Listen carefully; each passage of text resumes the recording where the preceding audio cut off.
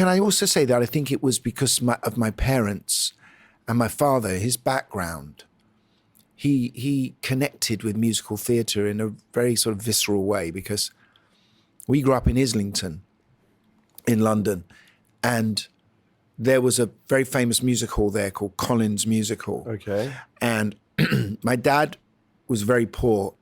His father couldn't work because he'd been injured in the First World War.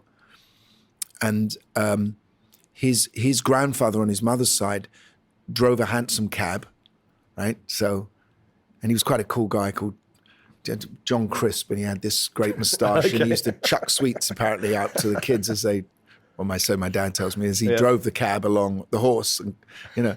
And my dad was born above the stables in this sort of taxi rank, if you like, you know.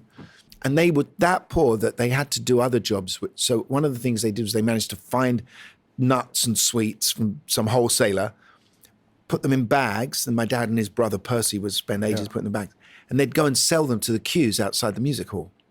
How interesting.